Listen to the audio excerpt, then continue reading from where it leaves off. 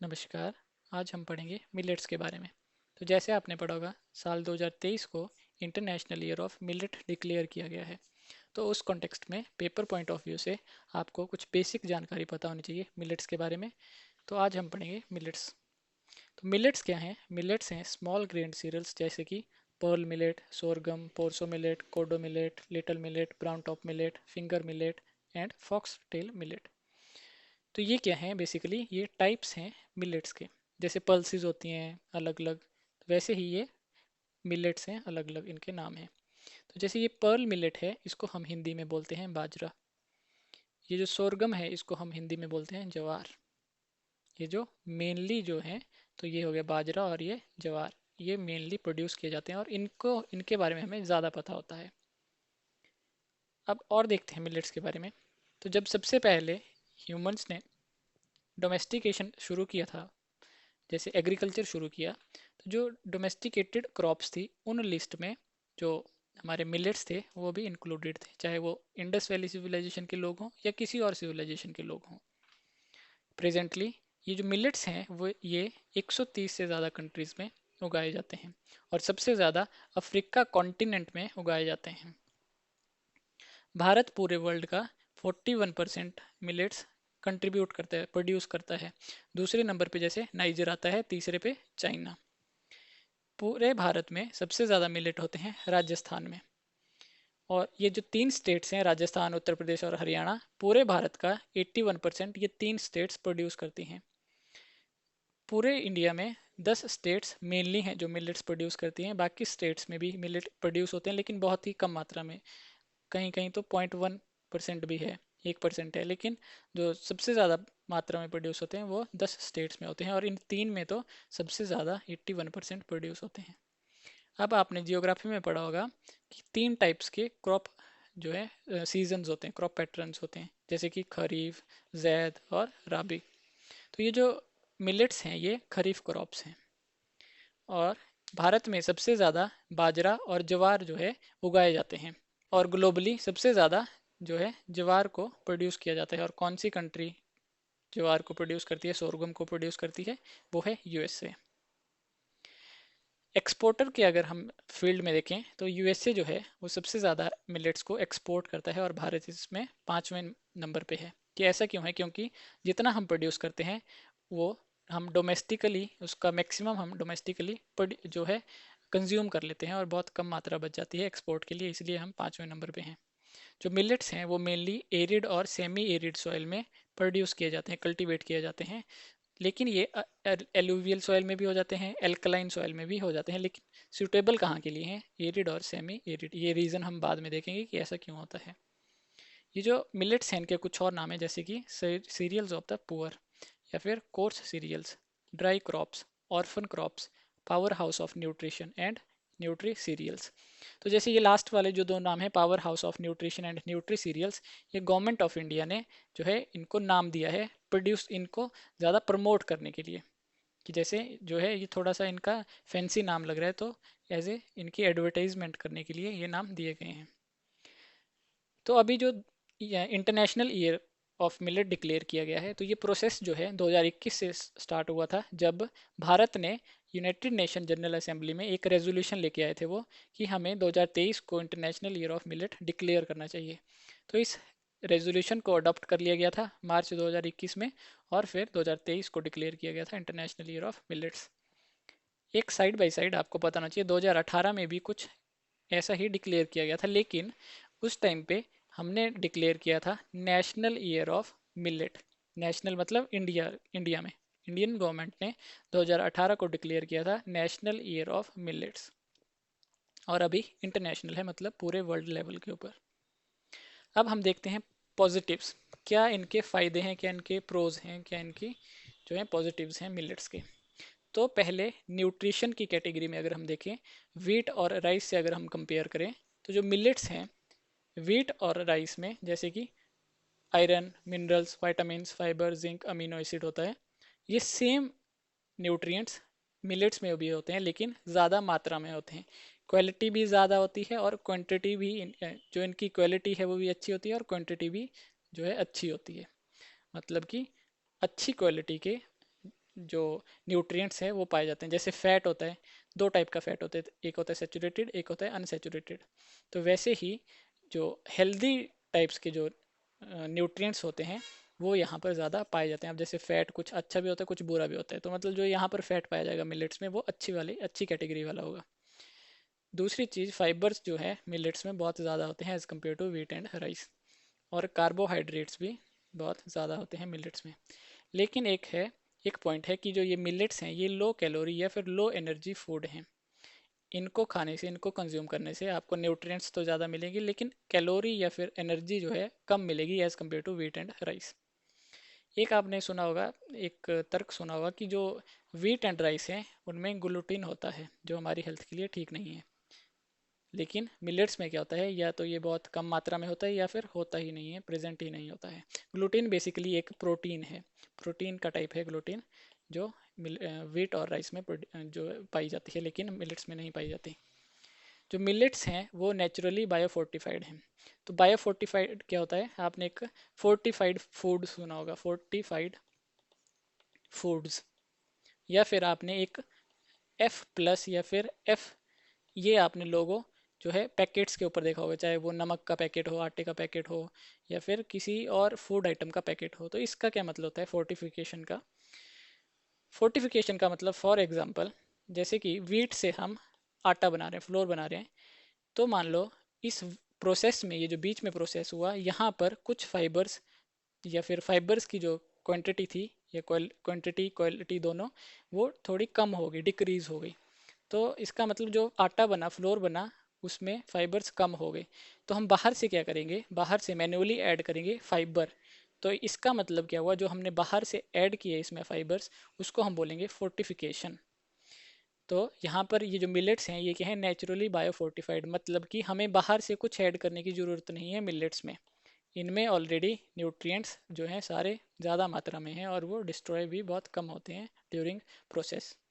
जो मिलेट्स हैं उनमें कैल्शियम हो गया, मैग्नीशियम हो गया, बीटा कॉम्प्लेक्स हो गया, सोडियम हो गया, ये सारी चीज़ें भी पाई जाती हैं।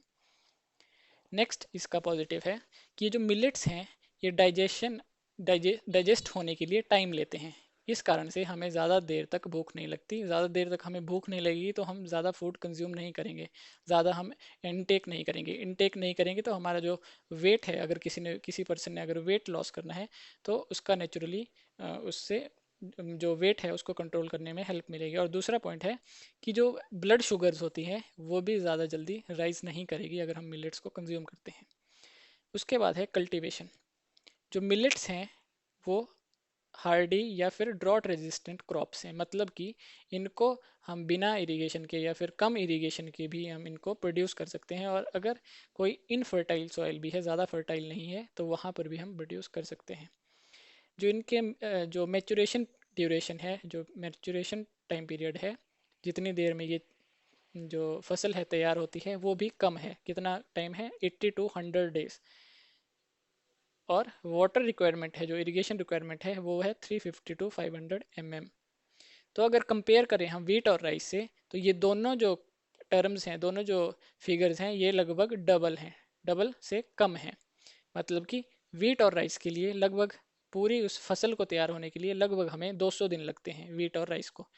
और पानी हमें लगता है लगभग 1000 mm। 1000 mm, यहाँ पे 500 mm लगेगा और यहाँ पर लगेगा 1000 mm या 1250 mm वीट और राइस को प्रोड्यूस करने के लिए। तो दोनों क्वांटिटीज़ डबल हैं जब हम कंपेयर करते हैं वीट और राइस से। फोर्थ हमारा पॉजिटिव है कि जो मिलेट्स हैं ये मल्टीपर्पज़ हैं, मतलब कि इनके ज़्यादा उपयोग हैं, एक से ज़्यादा उपयोग हैं। क्या क्या उपयोग हैं? पहला है फूड, दूसरा है फ्यूल, तीसरा है फॉडर जानवरों के लिए, और चौथा है न्यूट्रिशनल सिक्योरिटी। तो जब ग्रीन रेवोल्यूशन हुई थी तब हमें प्रॉब्लम थी कि हमें फूड सिक्योरिटी करनी है, हमारे पास खाना कम है, हमें खाना प्रोड्यूस करना है। उस टाइम क्या हुआ, हमने फूड पे जोर दिया लेकिन न्यूट्रिशन पे जोर नहीं दिया, हमें बस फूड चाहिए। लेकिन ओवर द टाइम क्या हुआ, जब हमारे पास अच्छी प्रोडक्शन होगी तो हमने देखा कि कुछ ना कुछ जो हमारे ईटिंग हैबिट्स थी, या जो हम कंज्यूम कर रहे थे क्रॉप्स, उनकी वजह से न्यूट्रिशन प्रॉब्लम आ रही थी, मॉल न्यूट्रिशन हो रहा था, स्टंटिंग हो रहा था, वेस्टिंग हो रहा था। तो अब हमें क्या चाहिए, हमें अब अब हमारे पास प्रॉब्लम है न्यूट्रिशन सिक्योरिटी की। तो ये जो मिलेट्स हैं इस न्यूट्रिशन सिक्योरिटी को भी ओवरकम करेंगे, न्यूट्रिशन सिक्योरिटी जो है प्रोवाइड करेंगे, जो न्यूट्रिशन डेफिसिट है उसको भी ओवरकम करेंगे। जो मिलेट्स हैं इनके लिए लेस कल्टीवेशन कॉस्ट है। कैसे कल्टीवेशन कॉस्ट कम है? इरिगेशन हमें बहुत कम चाहिए, फर्टिलाइज़र बहुत कम यूज़ होते हैं और पेस्टिसाइड्स भी बहुत कम या फिर बिल्कुल ही यूज़ नहीं होते। जब हम ये सारी चीज़ें हम कम यूज़ करेंगे तो अल्टीमेटली क्या होगा? कार्बन फुटप्रिंट भी डिक्रीज होगा। ये जो मिलेट्स होते हैं ये drought resistant and disease resistant होते हैं मैक्सिमम डिजीज़ के लिए, सभी के लिए नहीं लेकिन मैक्सिमम डिजीज़ के लिए रेजिस्टेंट होते हैं मिलेट्स।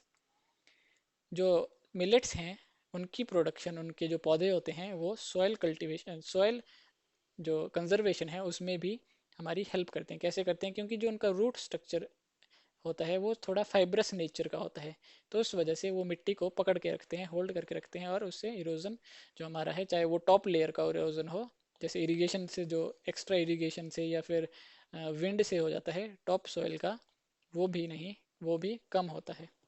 और जो रूट्स हैं वो हेल्प करती हैं हमारी फर्टिलिटी को रिटेन करने के लिए। तो ये हो गए हमारे पॉजिटिव्स मिलेट्स के। लेकिन अगर इनके इतने पॉजिटिव्स हैं तो ये अभी तक इतने पिछड़े हुए क्यों हैं?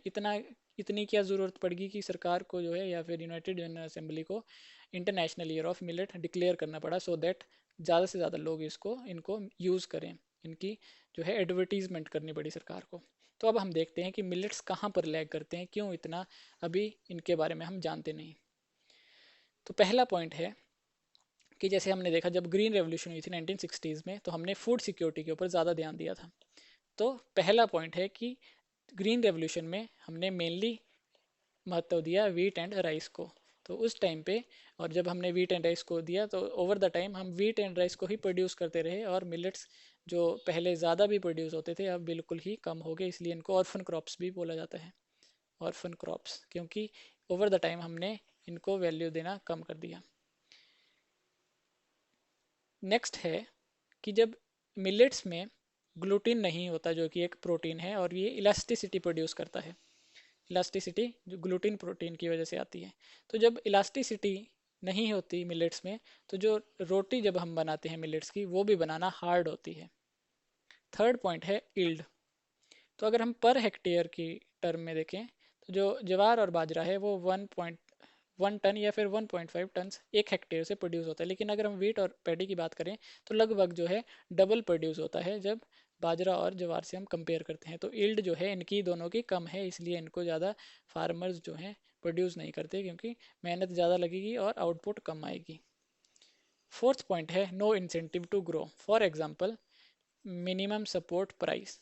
तो यहाँ पर जो 25 क्रॉप्स हैं उनमें मिलेट्स काउंट नहीं होते, तो उस वजह से जो फार्मर्स हैं उनको कोई इंसेंटिव नहीं है कि जैसे वीट एंड राइस के लिए तो एमएसपी मिलेगा ही मिलेगा, कुछ और क्रॉप्स के लिए भी मिलता है, सभी के लिए नहीं मिलता, लेकिन जो मोस्ट प्रोमिनेंट है एमएसपी वो वीट एंड राइस के लिए है। तो उस कारण से फार्मर्स के पास कोई इंसेंटिव नहीं है ग्रो करने के लिए। नेक्स्ट है जो मिलेट्स हैं वहाँ पर क्या क्या कमी है, जैसे कि good seeds, self life, technology, machine. अब जैसे कि ग्रीन रेवोल्यूशन के टाइम पे high yield variety seeds introduce किए गए थे, मतलब कि सीड जो हैं वो हाई वैरायटी यूज़ किए गए थे सो दैट प्रोडक्शन ज़्यादा हो सके पर हेक्टेयर से। तो वैसा हमारे पास कोई जो है अभी तक ऐसी कोई चीज़ है नहीं मिलेट्स में। जो शेल्फ लाइफ है मिलेट्स प्रोडक्ट्स की वो कम है, तो ये बनने के बाद जल्दी ही कंज्यूम करने पड़ते हैं। टेक्नोलॉजी हमारे पास कोई ऐसी खास नहीं है, हाई एंड टेक्नोलॉजी नहीं है जिसकी वजह से या जिसके कारण हम मिलेट्स को प्रोसेस कर सकें, फूड प्रोसेसिंग की जा सके और कुछ और चीज़ें बनाई जा सकें। तो वैसा भी हमारे पास नहीं है। मशीन भी जो है, मशीन के साथ भी यही सेम प्रॉब्लम है, हमारे पास मशीन्स नहीं है प्रोसेसिंग के लिए। और लास्ट जो इसका लैक है, ड्रॉबैक है, कि इनमें भी कुछ डिजीज़ लग सकती हैं, जैसे कि shoot fly, grain mould and blast. तो इन 3 डिजीज़ के लिए जो हमारे मिलेट्स हैं वो रेजिस्टेंट नहीं हैं और ये बीमारियां उनको भी लग सकती हैं। तो अब देखते हैं हम कि जो इनके पॉजिटिव्स हैं वो ज़्यादा हैं एज़ कम्पेयर टू नेगेटिव्स। तो अब सरकार या फिर हम क्या कर सकते हैं कि इनको ज़्यादा हमें प्रमोट किया जाए। एक बात और आपने देखनी है कि जैसे आजकल आप देखते हैं कि मिलेट्स जो हैं, जो बाजरा हो गया, बाजरे की रोटी खाइए या ज्वार की रोटी खाइए, और वीट की मत खाइए आप, या फिर राइस मत खाइए। तो ऐसा नहीं है कि आपको जो है जो ये हैं, ये मिलेट्स जो हैं एकदम से अच्छे हो गए और एकदम से ये बुरे हो गए, ऐसा नहीं है। ये जो हैं, आपको अगर आप इनको भी ज़्यादा मात्रा में कंज्यूम करना शुरू कर देते हो तो आपकी बॉडी जो है इनके लिए अडेप्टेड नहीं है, इनके लिए अडेप्ट हो चुकी है। लेकिन अगर आप इनको ज़्यादा कंज्यूम करने लग जाओगे तो आपकी बॉडी के लिए ये हानिकारक होंगे, क्योंकि अडेप्टेड नहीं है आपकी बॉडी। तो आपको जो है ये कंज्यूम करने हैं, लेकिन थोड़े कम मात्रा में करने हैं, या फिर इनके साथ मिक्स करके कंज्यूम करने हैं। तो दोनों में से अच्छा भी ऐसे नहीं बोल सकते कि हम यही अच्छा है ये बुरा है, या यही बुरा है ये अच्छा है, ऐसा कुछ नहीं है। अपने जो न्यूट्रिशन वैल्यू के हिसाब से हम दोनों को यूज़ कर सकते हैं थोड़े थोड़े मात्रा में। तो अब हम देखते हैं कि सरकार क्या कर सकती है इनको प्रमोट करने के लिए। तो सबसे पहले जो है, मिलेट्स को एमएसपी में इंट्रोड्यूस किया जाना चाहिए, सो दैट फार्मर्स के पास इंसेंटिव हो उनको ग्रो करने के लिए, उनको प्रोड्यूस करने के लिए। जो हमारे पास एक एक्ट है, नेशनल फूड सिक्योरिटी एक्ट 2013, जिसके अंडर जो है हमें पीडीएस में राशन मिलता है। तो जो है, जो मिलेट्स हैं, वो उस एक्ट में 2013 के एक्ट में अमेंडमेंट लानी चाहिए सरकार को, और मिलेट्स वर्ड को इंट्रोड्यूस करना चाहिए। मिलेट्स वर्ड, अभी तक जो है कोर्स ग्रेन वर्ड को इंट्रोड्यूस किया गया है, या कोर्स ग्रेन वर्ड ऑलरेडी है इस एक्ट में, लेकिन मोर स्पेसिफिकली हमें मिलेट वर्ड इंट्रोड्यूस करना पड़ेगा इनको प्रमोट करने के लिए। हमें जो है, जैसे हमने high yield variety seeds use करे थे ग्रीन रेवोल्यूशन में, वैसे ही हमें हाई यील्ड या फिर हाइब्रिड्स यूज़ करने चाहिए मिलेट्स में। फॉर एग्जांपल, एक अभी तक हाइब्रिड बना है बाजरा का, उसका नाम है पूसा 1201। तो इसमें क्या है कि इसकी जो यील्ड है वो भी लगभग ज़्यादा कर दी है, डबल कर दी है। इसका जो मैचुरेशन पीरियड है वो भी लगभग 10 दिन कम कर दिया है। ज़्यादा न्यूट्रिएंट्स हैं इसमें, और सबसे ख़ास बात कि इनको हम जो है खरीफ हो चाहे रबी सीज़न हो, इसमें हम प्रोड्यूस कर सकते हैं। और बायो फोर्टिफाइड तो लगभग सारे ही हैं, तो ये भी बायो फोर्टिफाइड जो है बाजरा का हाइब्रिड है। अब इसके बाद देखते हैं कि चौथा जो हमारा पॉइंट है, स्कूल्स एंड आंगनबाड़ीज। तो अगर हम बात करें कि जो मिलेट्स है अगर हम प्रोड्यूस भी कर दें तो इनको खरीदेगा कौन? तो लेट अस सपोज कि कोई जो है बाहर पब्लिक नहीं खरीदती, लेकिन जो स्कूल्स हैं और आंगनबाड़ीज़ हैं, ये तो गवर्नमेंट इंस्टीट्यूशन है, यहाँ पे गवर्नमेंट से सप्लाई जाएगी। तो फॉर एग्जांपल, जो स्कूल्स हैं, स्कूल में अभी तक इंडिया में पूरे में लगभग 26.52 करोड़ स्टूडेंट्स एनरोल्ड हैं, जहाँ पर मिड डे मील स्कीम के थ्रू खाना दिया जाता है, लंच दिया जाता है। और आंगनवाड़ी लगभग पूरे इंडिया में 13 लाख हैं, जहाँ पर लैक्टेटिंग मदर होगी, या फिर प्रेग्नेंट मदर्स होगी, या फिर 5 साल के या 4 साल तक के बच्चे हो गए। तो ये यहाँ के बेनिफिशरीज़ हैं। तो हमारे पास इतने बेनिफिशरीज़ हैं जिनको हम, जो हम अभी तक फूड दे रहे हैं, वहाँ पर हम ऐड कर सकते हैं मिलेट्स को। अब इन मिलेट्स को वहाँ पर ऐड करने से क्या होगा कि जो हमारी हिडन हंगर है, हिडन हंगर का यहाँ पे मतलब है न्यूट्रिशन की कमी, मॉल न्यूट्रिशन की कमी, स्टंटिंग की कमी, वेस्टिंग की कमी, ये जो हिडन हंगर है इसको हम रिड्यूस कर पाएंगे। और अगर देख लो यहाँ पर कम एज में ही अगर हमने न्यूट्रिशन की प्रॉब्लम को कम कर दिया, तो अल्टीमेटली जब ये पॉपुलेशन, ये बेनिफिशियरी जब ग्रो करेंगे, तो हमें हंगर के या फिर मॉल न्यूट्रिशन के केसेस कम आएंगे, एंड अल्टीमेटली हेल्दी हमारे पास जो है डेमोग्राफी होगी। अब जैसे कि आयरन और जिंक की कमी भी जो है, कमी से मॉल न्यूट्रिशन होता है, और इन दोनों की कमी से एक बीमारी होती है जिसको हम बोलते हैं एनीमिया। एनीमिया होता है कि हमारे पास आरबीसीज कम होंगे, या फिर हीमोग्लोबिन जो है कम होगा, एचबी कम होगा। और आपने अगर पढ़ा हो तो भारत की लगभग 50% जो वीमेन है या फीमेल जो पॉपुलेशन है वो एनेमिक है। तो इस प्रॉब्लम को भी हम टैकल कर सकते हैं, कैसे? मिलेट्स प्रोवाइड करके आंगनवाड़ीज एंड स्कूल्स में।